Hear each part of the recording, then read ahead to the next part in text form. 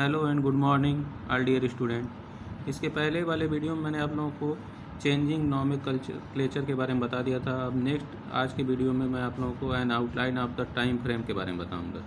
In India the modern period begin in the 18th century and continues to the present 21st century.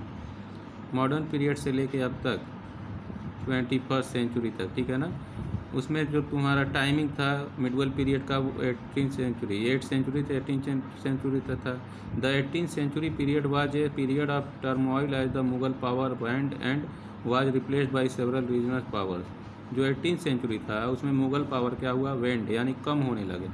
Turmoil means होता है उसमें उथल पुथल होने लगा और मुगल पावर क्या होने लगा, कमज़ोर होने लगा।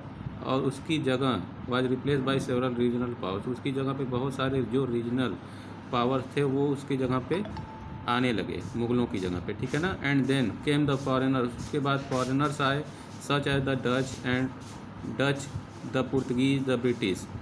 जब रीजनल पावर्स भी क्या होने लगे, वो भी ख़त्म होने लगे, तो उसके बाद फॉरेनर्स आना स्टार्ट हो गए इंडिया में, जिसमें से डच थे, पुर्तगीज थे, ब्रिटिश थे, ठीक है ना। ये सब आए इंडिया में। The British in particular gained vast territories and ruled us for a long period until 1947। अब ब्रिटिश जब इंडिया में आए तो उन्होंने क्या किया, इंडिया पे 1947 तक क्या किया, उस पर रूल किया, शासन किया।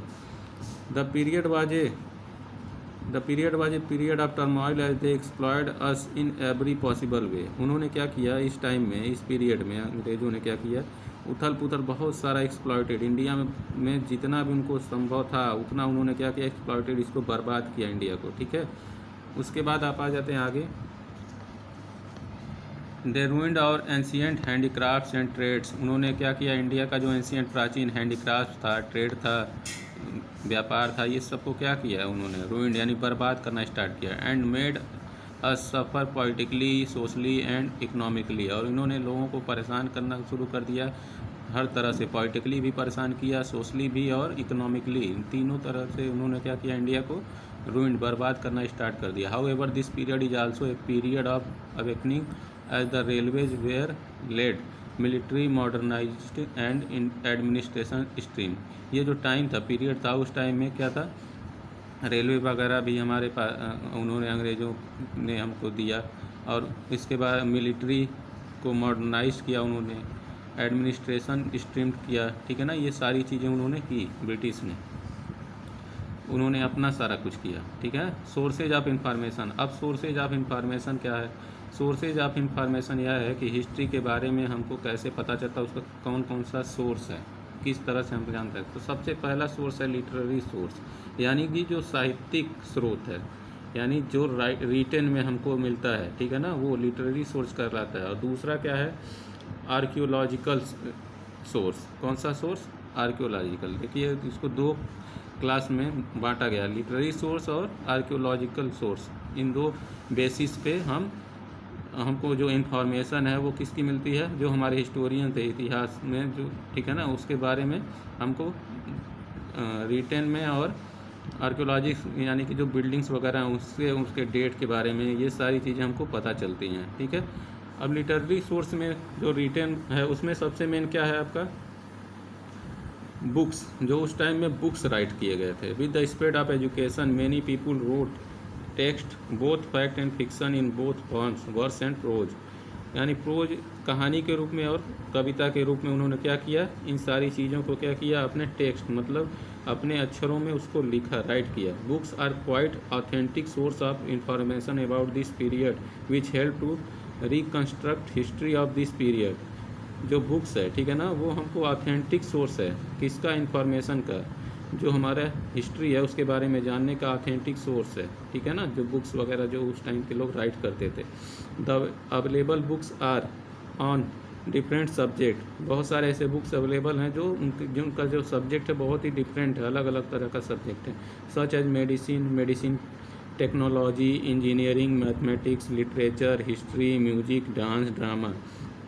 ये सब क्या है, उस टाइम के बारे में डिफरेंट सब्जेक्ट थे, ठीक है ना। इसलिए लोग क्या करते थे, बुक राइट करते थे, जिससे ये पता चलता है कि उस टाइम में लोग का मैथमेटिक्स की जो बुक है, उस टाइम की इंजीनियरिंग कैसी थी, मेडिसिन, दवाएं कैसी थी, टेक्नोलॉजी कैसा था, उस टाइम का इतिहास कैसा था, उस टाइम का म्यूजिक कैसा था, डांस कैसा था, जो ड्रामा था उसके बारे में हमको पता चलता है। किससे? जो बुक्स होती हैं, ठीक है ना, उस टाइम के जो रिटन बुक्स हैं उसमें। The important books of this period include fiction such as stories and novels by Premchand. उस पीरियड के बारे में जानने के लिए जो इम्पॉर्टेंट बुक्स है वो क्या है? स्टोरीज हैं, नॉवेल्स हैं, जो किसके द्वारा लिखी गई हैं? प्रेमचंद के द्वारा लिखी गई, उनके बारे में हम जान सकते हैं। Fact such as Gandhi ji autobiography, और उसके अलावा गांधी जी ने जो अपनी ऑटोबायोग्राफी लिखी है, ठीक है ना, उसके द्वारा जो बुक्स लिखी है ऑटोबायोग्राफी, अपनी आत्मकथा लिखी हुई, उसके द्वारा भी हमको इस टाइम का पता चलता है। फिर ट्रेवलॉगीज, यानी कि जो ट्रेवलर थे, आते थे जो बाहर से फॉरेनर जो आते थे इंडिया में ट्रेवल करने, वो भी क्या करते थे? अपना जो यहाँ रहने का जो उनका वो रहता था, उसके बारे में वो क्या करते थे? राइट करते थे। इसके बाद कौन सा माध्यम था लिटरेरी सोर्स का? Newspaper, magazines. As the printed press developed, newspapers and magazines become an important source of history. अब न्यूज़पेपर और मैगजीन जो है वो क्या था? एक इम्पॉर्टेंट सोर्स था, किसको जानने के लिए? हिस्ट्री को जानने के लिए, ठीक है। अब आगे देखते हैं नेक्स्ट पेज पे। In both English and vernacular language, ये इंग्लिश लैंग्वेज में भी होते थे जो न्यूज़पेपर थे, मैगजीन, और दूसरे भी लैंग्वेज में, यानी कि जो हमारे घरेलू लैंग्वेज है उसमें भी, ठीक है ना। These source have provided detail description on the events occurring during this period. ये सब हमको क्या प्रोवाइड कराते हैं? उस टाइम का जो डिटेल था, ठीक है ना, उसके बारे में, उस पीरियड के बारे में हमको बताते हैं। इस चैप्टर में आप लोगों को बस इतना ही। नेक्स्ट चैप्टर में आप लोगों को आगे का एक्सप्लेन किया जाएगा। इस चैप्टर को आप लोग रीड करते रहिए, ठीक है ना। Thank you.